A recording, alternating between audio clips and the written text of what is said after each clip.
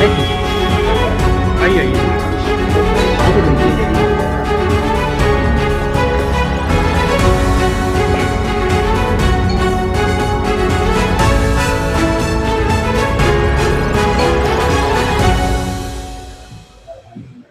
किस तरह का वर्कआउट है और क्या रिकवरी है, क्या ये विगत माह 22 तारीख को एक घटना घटित हुई थी जिसमें वादी द्वारा बताया गया कि कुछ अज्ञात लोग बस के अंदर चढ़े और उनके पास रखा 40 लाख के अराउंड जो कैश है वो लूट ले गए थे। उसी में एक मुकदमा रामनगर थाने में पंजीकृत हुआ और एक special team additional DCP Kashi zone के अंडर में गठित की गई जिसके द्वारा ये सफल अनावरण किया गया है। इसमें सीसीटीवी फुटेज और सीडीआर कॉल डिटेल रिकॉर्ड्स के बेसिस पे कुछ अभियुक्त के नाम प्रकाश में आए थे, जिसमें 2 अभियुक्त गिरफ्तार कर लिए गए हैं। एक सब इंस्पेक्टर हैं यहाँ पे जो पोस्टेड रहे हैं, उनकी भी भूमिका संदिग्ध आई है। लगातार पूछताछ जारी है। इसमें 3 और अभी अभियुक्त हैं जो फरार चल रहे हैं। अभी इनसे 8 लाख के अराउंड कैश बरामद हुआ है, 2 असले और कुछ जिंदा कारतूस इनसे बरामद हुए हैं।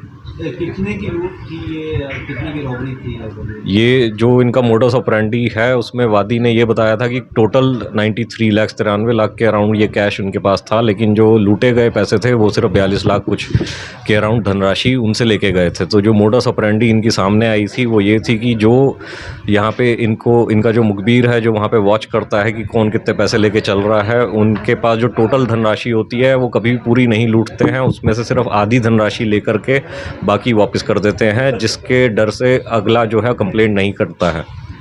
इसमें जो पुलिस की भूमिका जो एक सस्पेक्ट के तौर पर या क्या क्लियर हो गई है, और कहाँ पे वो किस पोस्ट पे कहाँ पे तैनात थे, क्या भूमिका इस रॉबरी में रही? अभी ये सब इंस्पेक्टर यहाँ पे एक चौकी पे तैनात थे। अभी इनसे पूछताछ की जा रही है, जो भी हमारे पास एविडेंसेस आए हैं और विवेचना का, क्योंकि ये अभी विषय है और सरकारी कर्मचारी हैं ये। किस तरीके से बनाया जाता है? बताया जा रहा है कि बकायदा चौकीदार जो है वो उसमें पूरी तरह से शामिल थे। कुछ तो सर आधार होगा उनको जांच में शामिल करने का, या एज जो एविडेंस हमारे पास प्राप्त हुए हैं, क्योंकि अभी हमें माननीय न्यायालय में ये सबमिट करने होंगे, तो ये पब्लिक डोमेन में हम लोग नहीं दे सकते क्योंकि इंटरनल डिपार्टमेंटल ये एक इंक्वायरी का भी इशू है। लूट की पूरी साजिश कैसे रची गई थी, किस प्रकार? जैसा मैंने बताया, मोडस ऑपरेंडी ये रहता है कि इनका जो एक आदमी है वो मुखबिर बन के जहाँ पे भी जो व्यवसायी होते हैं उनको वॉच करता है कि कौन कितना कैश पर डे लेके जा रहा है, और उसी में ये लोग उसको किसी रास्ते में जाते वक्त पकड़ने की कोशिश करते हैं। उनसे फिर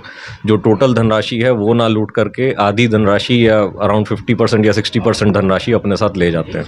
तो क्या बताते थे ये अपने आप को बताते हैं कि हम लोग क्राइम टीम है, हम लोग आपकी चेकिंग करने आए हैं, हमें संदिग्ध सूचना मिली है कि आप लोग कुछ अवैध चीज़ें लेकर जा रहे हैं। इनके पास 2 असले बरामद हुए हैं और कुछ जिंदा कारतूस बरामद हुए हैं। वर्दी में यूनिफॉर्म में रहते हुए करते रहे कि किस तरह से सिविल ड्रेस में ही? इसकी अभी पूछताछ की जा रही है कि कहाँ कहाँ हमारे को फुटेज मिल पाएगा जहाँ पे ये वर्दी इन्होंने यूज़ करी है कि नहीं करी है। सर, प्राथमिक जांच में ये कुछ बातें सामने आ रही है कि ये लोग और भी घटनाओं को अंजाम दे चुके हैं, इस पर भी कार्रवाई? क्योंकि जो इनमें से एक अभियुक्त हैं उन पे जुवेनाइल एक्ट में 302 का मुकदमा चल चुका है, उसमें ये सजा याफ्ता थे, और दूसरा जो है उनके ऊपर 363-66 का भी मुकदमा रहा है। इसके अलावा जो घटनाएं बताई जा रही हैं कि पूर्व में भी की गई हैं, क्योंकि किसी ने हमें लिखित सूचना नहीं दी थी। जैसा बताया गया कि व्यापारी जब आधा पैसा लूट लिया जाता था तो कोशिश करते कि कंप्लेंट ना हो, यही मोडस ऑपरेंडी का फ़ायदा उठाते थे ये लोग। इसलिए हम लोग अभी इसमें जाँच कर रहे हैं कि कहाँ कहाँ ये घटनाएँ की गई हैं अदर। उनके बारे में क्या नाम है, कहाँ पे पोस्ट करते हैं? वो आपको जो प्रेस नोट प्रदान किया गया है उसके अंदर पूरी जानकारी है जहाँ जहाँ ये रहे हैं। भूमिका सर कुछ क्या रही होगी कुछ? लगातार ये टच में थे घटना के दिन और उससे पूर्व में भी, यही अभी जानकारी आई है, और बाकी जो विवेचना में हमारे पास आएंगे संज्ञान में तथ्य उस पर कार्रवाई की जाएगी।